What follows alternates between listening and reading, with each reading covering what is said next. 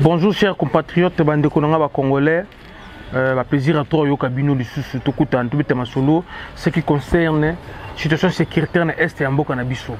Bita masolo c'est la moi qui toko parce que notre armée FARDC nous besoin mona kaka bi bendele ko ya te bendele ko ya te ba je sais pas ba rouge des betami.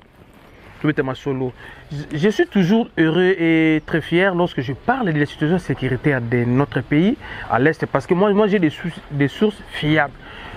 J'ai des gens qui vivent dans des territoires occupés par des rebelles.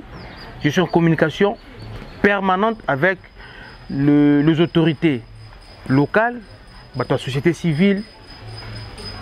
Comme vous le savez très bien, l'armée ne communique plus. Makabazo les canafrons pour éviter de promettre foutre des informations, mais les chefs locaux j'ai même des amis parce que moi-même j'ai qui journaliste et autres en travers l'organisme des Nations Unies, j'ai eu beaucoup de chance de voyager dans la zone Ouana et je connais très bien parce que nous faisons ça en voiture. Des fois vous pouvez quitter Kisangani jusqu'à Komanda, à partir de Komanda, Bokoti Beni Butembo, Bokiba Nord Kivu, après Nord Kivu Bimi, Boye les sous-soutis Bumba Kichanga, après Bokende Bamboko Boka Bambokana. Dans les Kibumba là, les Kichanga, les Kitichiche là, Nazala Zala, à plusieurs reprises, les Bunya, Mahagi, les Arula, Ariwara, les Kengezi, quand on a Kendanga trop, à Kendaka, c'est parce que à chaque opportunité, si je postule dans les Nations Unies, je dois postuler une fois dans la retenue, dans le monde, tout ça, raison pour laquelle à chaque fois je parle de ça, vraiment avec beaucoup d'amertume. Parce que la telle immensité, beauté, c'est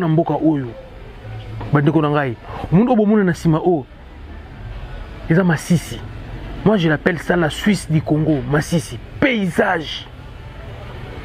Paysage. Vous avez ma sisouana. Vous avez le témoin de Jéhovah.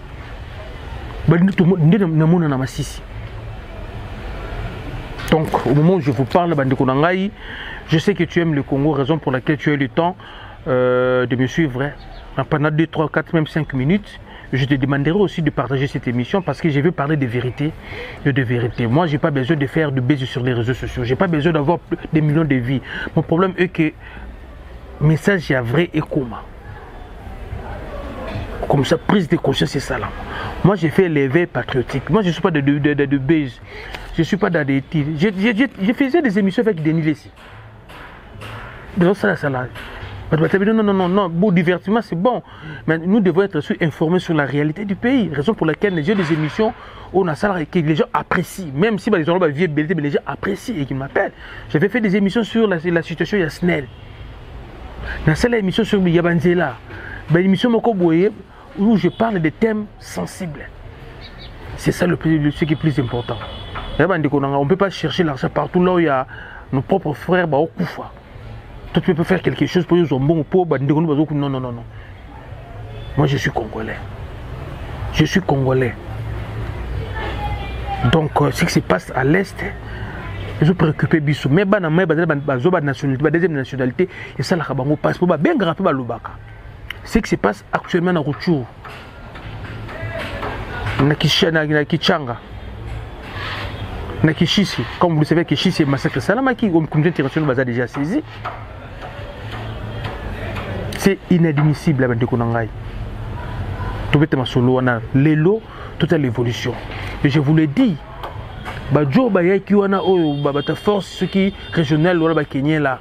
Ba comment la bango ba kubongsa ba tu mai nanzela. Comme tu mai nanzela, ba comment ba ko tonga ba ko répandre ba école. Je me demande cas de charge de bango bayaki na mission offensive, to bayaki na mission humanitaire. Pour comprendre la raison pour laquelle au moment où je vous parle, la société civile en Nord Kivu, la Sud Kivu, le mois de février, les Oinda, jusqu'à ce qu'il faut qu'il parce que tout le monde a importance dans la route. Qu'est-ce qu'ils sont venus faire? On a des Burundais qui se battent, les Kenyans sont saloni, les Soudanais sont venus, ils sont saloni. Hein? Heureusement pour nous, nos propres frères, les forces d'autodéfense populaire, les Maï Maï, qu'on ne vous trompe pas, Bande Konangaï, qu'on ne vous trompe pas. Même à l'époque Mobutu, il y avait la paix à l'Est. Les Maï Maï existaient. Les Maï Maï, c'est quoi? Les Maï Maï, qui sont les Maï Maï? Aujourd'hui, les Maï Maï se comportent comme des voyous, des criminels de guerre. Non, non, non, non, non, non.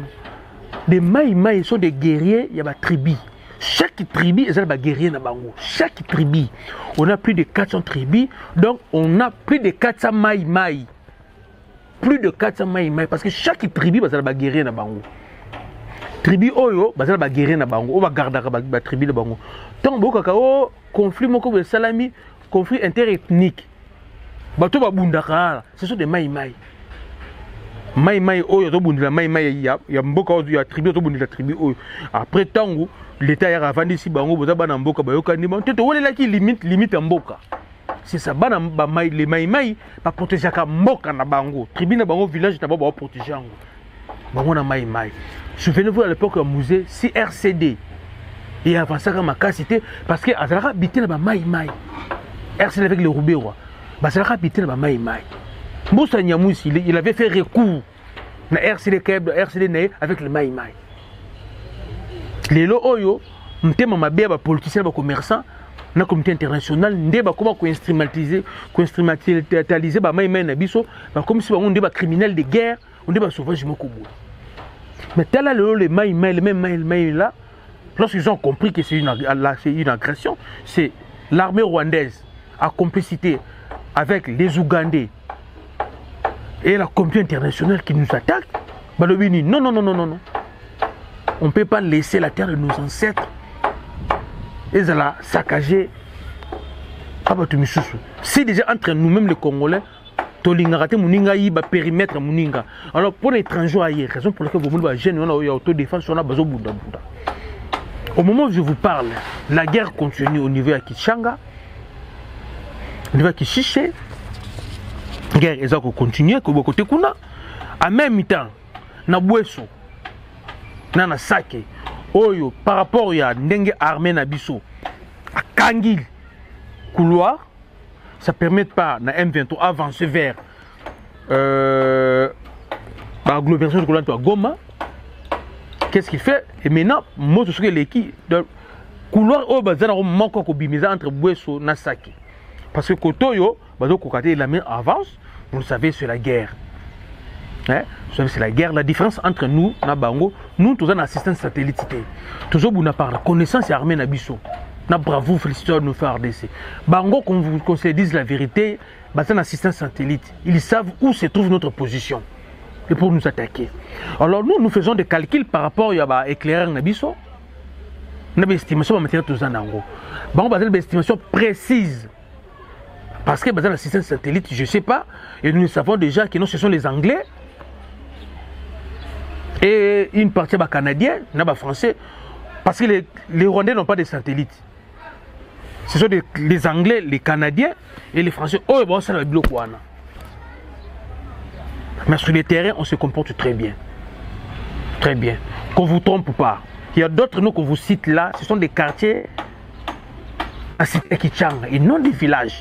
Hier, j'ai appris, j'ai vu moi-même sur les réseaux sociaux que les MBN, le Rwandais ont pris tel village. J'ai vu, oh, ça c'est quelle aventure. D'autres quartiers ont été cités, d'autres villages ont été cités, ce ne sont pas des villages, ce sont des quartiers. Je vous donne un petit exemple, nous sommes ici à Kinshasa, 24 communes. Ici à Kinshasa, 24 communes. Et je prends le temps de... Exemple, Mogobekak. Je prends commune Anjili. Commune Anjili par exemple. Kichanga, commune Anjili. Et les Rwandais, bah, commune Anjili. Faire de ça, c'est Retiraki. Donc vers Télé, Maluku. Après, tu vas prendre tout récupérer commune Anjili. Bah, on a Anjili, nous sommes tout de suite dans Maïchanga. Vous comprenez? Anjili, tout le monde, côté de Maïchanga, tout le monde, Anjili, côté de Keiti, côté de Wakangi, côté de Kuna. Maintenant, faire de ce temps, comment on a côté de Télé? Tu es qui Kingasani. Tu es qui route à Mokali. On avance quand même. Donc, tu es qui Kingasani, tu es qui route à Mokali. tozwi mai changa FARDC akatisi mai changa tozwi admettons quartier 8 tozwi quartier 8 na quartier 1 tozwi FARDC azwi yango mais comme bango bazwaki njili ba quartier 7 na ba 13 eza non pas na bango mais tobotoli bango déjà quartier 8 tobotoli bango quartier 4 tobotoli bango quartier 1 tobotoli bango couloir Kimbuta. Et vraiment, même quand il y a 13, c'est comment c'est ça. Donc, au moment où je vous parle, combat est dans Katia, cité Kichanga. La cité de Kichanga est divisée en deux. Une partie est occupée par FARDC, une partie est par Nabango. D'autres villages, qu'on parle des villages là, ils ont un quartier dans Kichanga. Qu'on ne vous trompe pas. Qu'on ne vous trompe pas. Moi, je suis en train de suivre ce qui se passe au fond, seconde par seconde. Seconde par seconde. Et ça demande des moyens. Ça demande des moyens. Il faut des fois avoir, non seulement avoir des mégas pour être connecté à l'Internet, des crédits. Pour moi, je dois envoyer des crédits par mes contacts qui sont là-bas.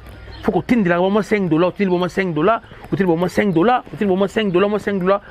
Donc à chaque fois où il y a nous il faut nous dire notre côté il faut tenir les crédits parce que une fois il y a évolution il m'a appelé ça demande de l'argent. Si je fais ça c'est pas dit que moi j'ai beaucoup d'argent, c'est parce que j'aime le Congo. J'aime le Congo. Peut-être na batu moko mi bala mi sato homme te malamu pe batala ba mission ba sepelaka. Peut-être ba gelo mundengele wazali na Paris. Tout oignon surtout bazalaka na staff yoka biso na Liège bango tout mo ba soutien yaka vous comprenez ba kapo bajo mukeba après ça ba soutien Andy Neymar ba merci mo ba soutien komaka Dani Mbela swag garçon swag ya yepe yaka vous comprenez na bosente yemoko président Alain Shondu président Lino Shondu yepa pesa ba soutien na yaka ne pensez pas que ceux qui m'ont 50 tonnes na dama eza boye papa na ngai. Tant aux autres, au que non des abou na Rumangabu, j'ai 2-3 personnes. Au tin crédit $5, $5 côté qu'on tindi. Au talibou, ah, ou plus sous. Ah, Nabunaganda, ah bon, ok, problème ça. Tu es engagé dans Zaboué. Azan Ngamba ou Babazet, tu es engagé dans Ganda, c'est le MTN. Vous avez service de Salaka. Donc je suis obligé, comme un moyen de crédit de MTN est je suis obligé, qu'est-ce qu'il faut faire? Il faut envoyer au moins $10 à Nabunaganda. Par MP, ça tourne à citer quelque part. Papa Moutoumoko wana tindele $10 et le Moutoula a Zumbongo wana transformé en chelé ougandais a tindeli Moutoumbo en Ouganda et lui il achète des nini kuna mukula ko yato bani apesio et même ceux qui sont basés en Rwanda ndenge mako. Donc on dépense trop parce que nous aimons notre pays. Au moment où je vous parle, francs et 4-5 francs. 4-5 francs. Bon, posez la question comment il y a eu 2 jours de combat avant de faire des choses se retirer stratégiquement dans la ville de Kichanga, c'est-à-dire de Kichanga. Mais pendant qu'on récupère le 3e et 4e jour, je vais vous dire une chose. Ce que je vais vous dire, c'est ça, chef locaux, la cité de Kichanga a été déjà infiltrée il y a 2 mois passés. À complicité avec nos propres frères congolais. Originaires du coin. Les M23 se battent avec les matériels qu'ils ont déjà trouvés sur place. Donc,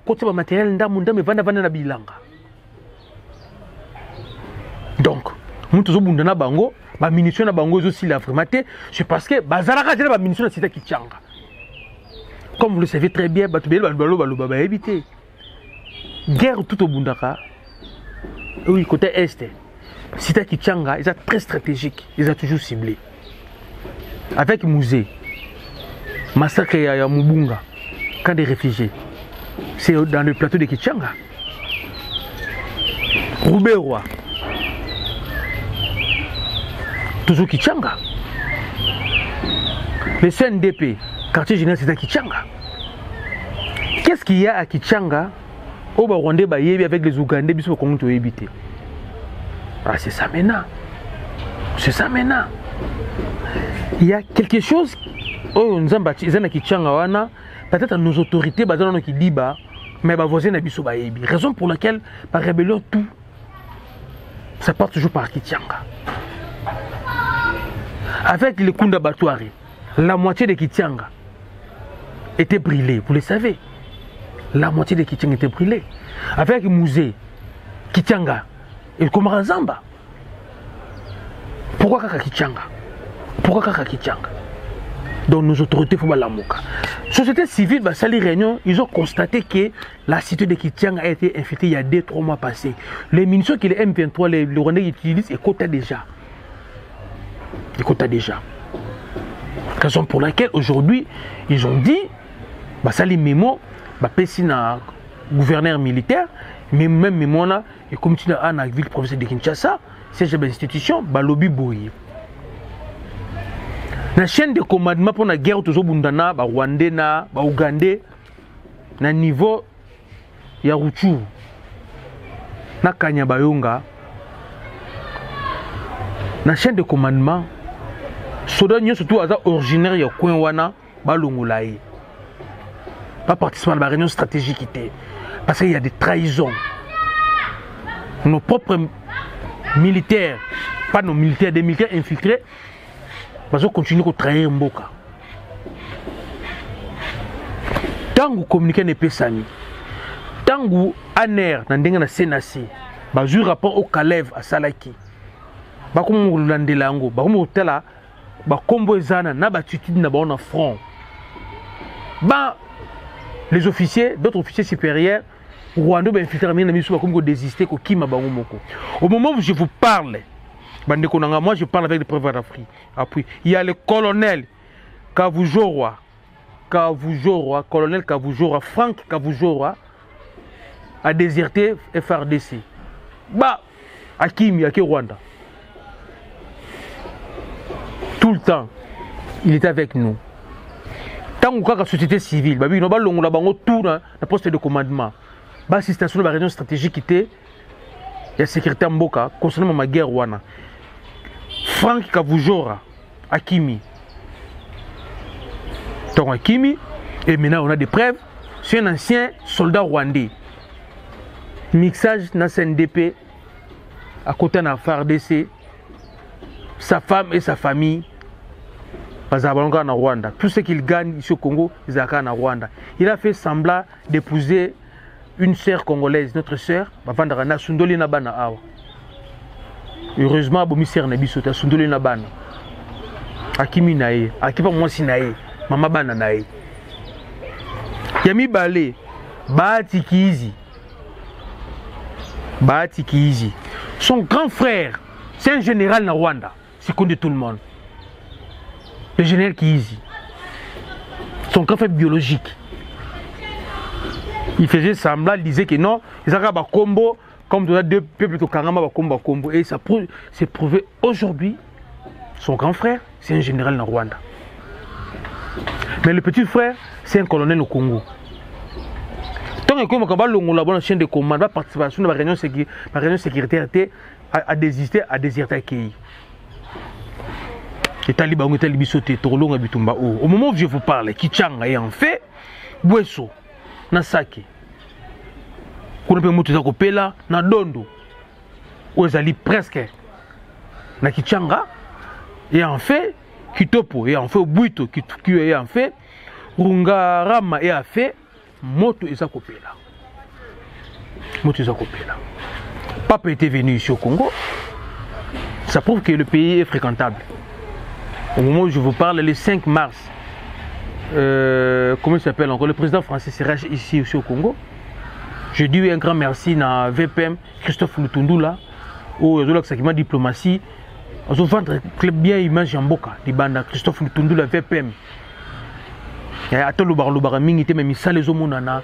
Le VPM Christophe Lutundula, on a parti de ADP, na Pesimbo TP, na base tout ADP c'est ça, dans le pays est fréquentable. Pas pété ici, pas condamné dans ma guerre. Il a condamné même les autorités, il a condamné les commerçants, il a condamné tout au Salamabé Namboka, a condamné Boronio Soto. Moi-même j'étais à Bandal, j'ai vu des équipements militaires. Atroce, 26 pinane des Oya. Na vane na coin, ya Bakaya au croisé, de quoi Bakaya ou na côté école Sévigné. Na tel équipement militaire hier. Je dis merci Nafachi. s'il faut faire le choix entre les élections et la guerre et la paix, moi je pense on va privilégier la paix. J'ai vu pas moins de 27 atroces. Oui, atroce, ça va remarquer où il y a 26 pinés. L'équipement militaire. Bâche. Et ça linga bien. Vraiment, merci Nabido Bandeko Rangai. Ce qu'il faut retenir, guerre et Zamakasi. Guerre et Zamakasi, pourquoi? Parce qu'il y a eu l'infiltration, il y a eu trahison dans la population. Le peuple que l'armée est en train de défendre au niveau à front, ce même peuple va faciliter l'infiltration. Il y a l'armée rwandaise, Namboka, à Kichanga. Pour preuve, les munitions que les M23 et les Rwandais utilisent dans le moment où il y a Kichanga, ils ont des munitions où et quota déjà il y a 3 mois passés, à complicité dans le Kichanga Bangomoko. Mais Tokolonga, d'abord, entre il est 12h, combat, ils ont na cité Kichanga, na Kishishe également il y a combat, na niveau à Bouisso il y a combat. Et je sais que Tito là pour une évolution bande konangai. Oh vous avez na sima awa, tout ça na Masisi, potote, Masisi c'est quand on a Kichanga. Où la beauté za na sima awa. Ya bande konangai. Merci Nabino tout beau landinga indenge za la kaka. Plaisir à trop. Bande konanga tout aux Angola. Bamote Nabino staff Chilamwinda. Il y a le boss Adolphe Mouteba Chilamwinda. Bambote à trop vraiment. Merci vraiment.